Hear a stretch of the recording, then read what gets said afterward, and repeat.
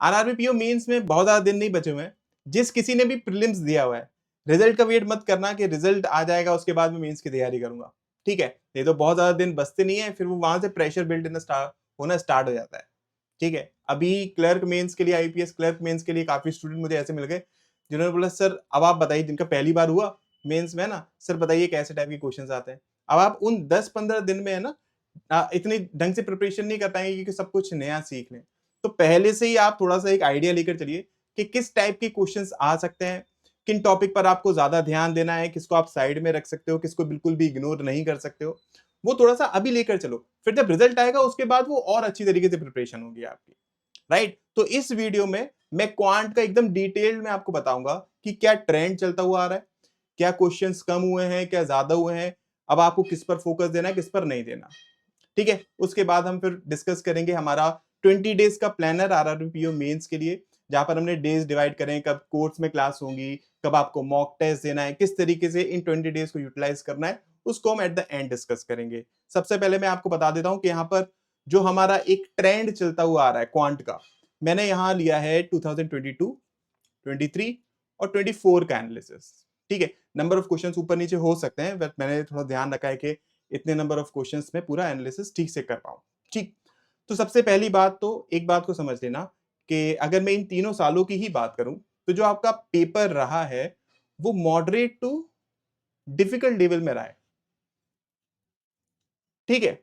बहुत ज्यादा आपके जो क्वेश्चंस हैं वो स्पीड मैथ से नहीं आए। जैसे कि अगर आप देखोगे ट्रेंड एक, तो यहां पर स्पीड मैथ के क्वेश्चंस कम होते हुए चलेंगे। जैसे कि अगर आप चार्ट में भी देखोगे ना, स्पीड मैथ देखो आपके पास 22 में बहुत क्वेश्चंस आए थे, लगभग अगर हम देखे चले तो 11 क्वेश्चंस थे। उसके बाद ये ट्रेंड कम होता हुआ चला आ रहा है, ठीक है? वहीं अगर आप देखोगे डेटा इंटरप्रिटेशन या फिर केसलेट की या फिर अर्थमेटिक की देखोगे, अभी हम बात करेंगे इसके अर्थमेटिक की, है ना?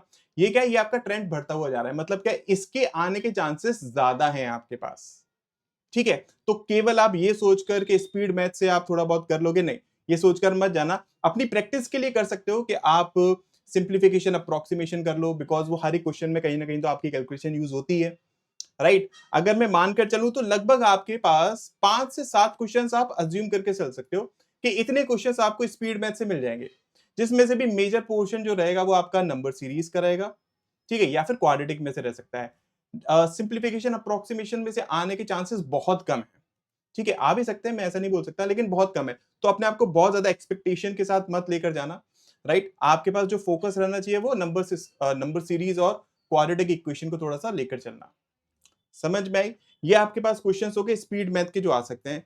अब सेकंड अगर मैं बात करूं किसकी, अर्थमेटिक की, तो अर्थमेटिक और इसमें अगर मैं डेटा सफिशिएंसी और क्वांटिटी बेस्ड क्वेश्चंस भी इंक्लूड अगर कर लूं तो ये अच्छे खासे आपके लेवल के क्वेश्चंस आ जाएंगे। दोनों की अगर आप देखोगे तो ट्रेंड इसका ठीक ही रहा है, ये ऑलमोस्ट सेम ही रहे हैं सब साल में, ठीक है? आपके पास अर्थमेटिक के जो वन लाइनर टू लाइनर जो क्वेश्चंस हैं वो आपके अच्छे खासे हैं और वो उनका ट्रेंड बढ़ रहा है।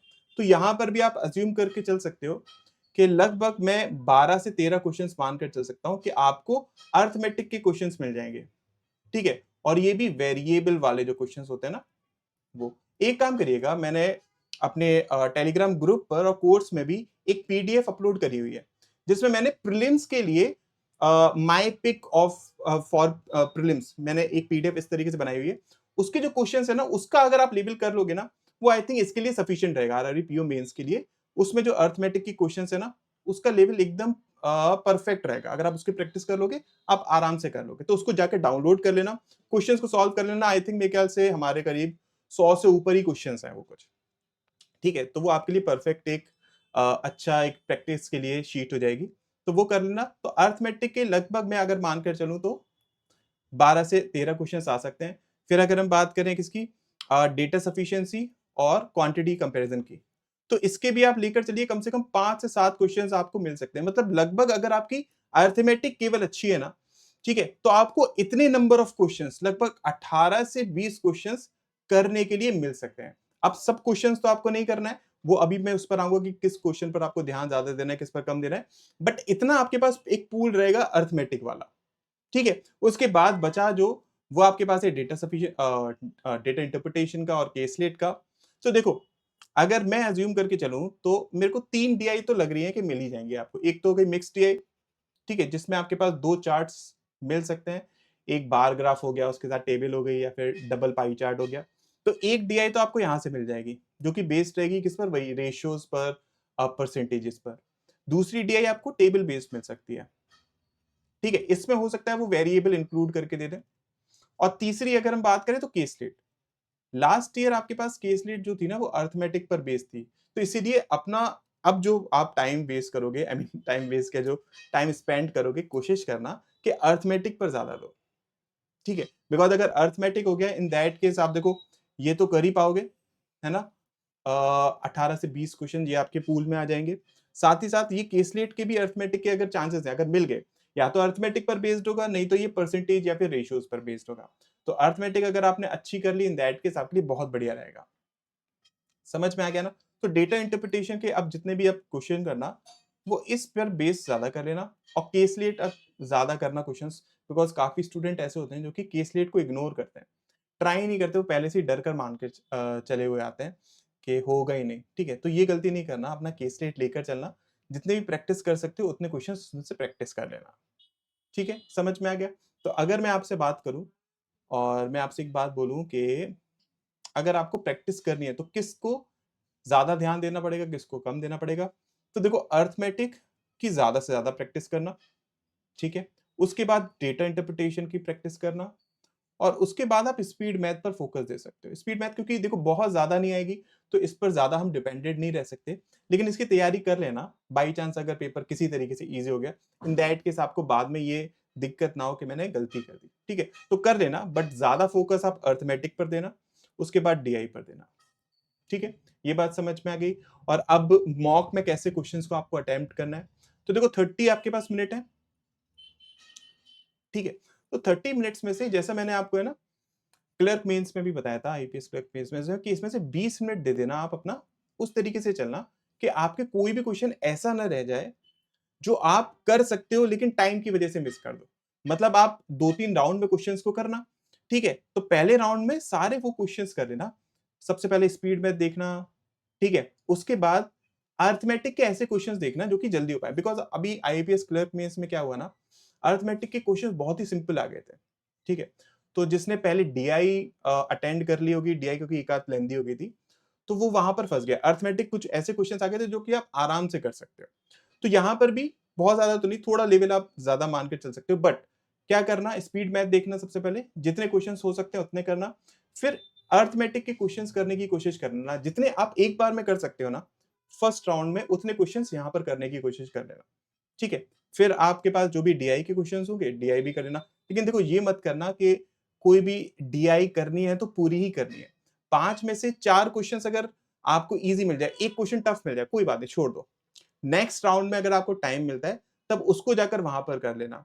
अब जैसे कि आप यहाँ पर भी समझने की कोशिश करोगे ना, तीनों सालों में आपके पास जो नंबर ऑफ अटेम्प्ट्स हैं स्टूडेंट्स के, वो इस रेंज में रहे हैं। तो इस बार भी अगर इसी ट्रेंड को मैं लेकर चलूँ, तो वही आपके पास 20 के अराउंड क्वेश्चंस अटेम्प्ट करने हैं आपको, ठीक है? आपने स्पीड मैथ के कुछ क्वेश्चंस कर लिए, अरिथमेटिक के 4-5 क्वेश्चंस कर लिए फर्स्ट राउंड में मान लो, ठीक है? अगर आप यहीं पर फर्स्ट राउंड में 9-10 क्वेश्चंस कर लेते हैं ना, अब ये जो 20 मिनट दे रहा हूँ, मैं ये नहीं बोल रहा हूँ कि 20 मिनट में आप यही-यही करो बस।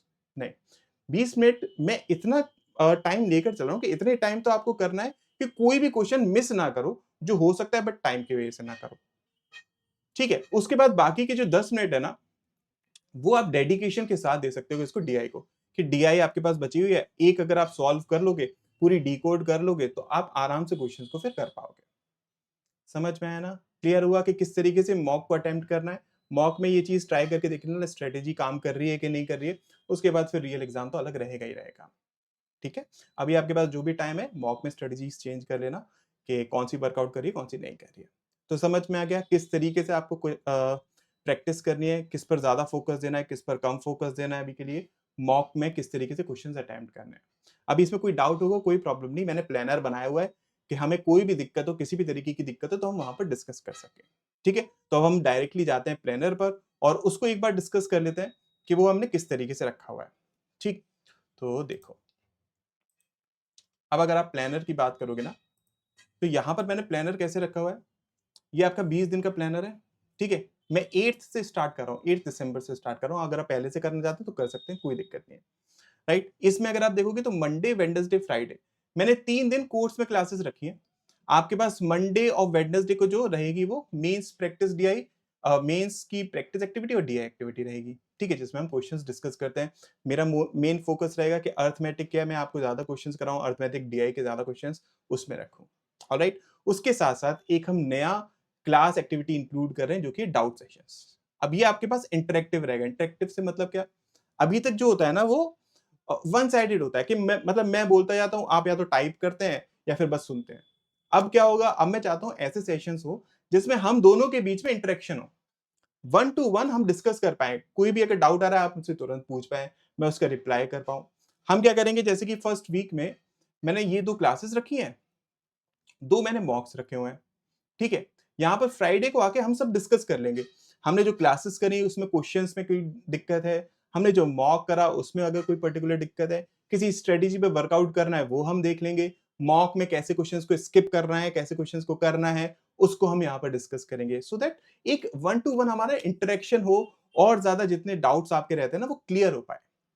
समझ में आया? इसके बाद आपको मिलेगा सैटरडे संडे। आप सैटरडे संडे आप रख सकते हो अपने रिवीजन के लिए और एनालिसिस के लिए।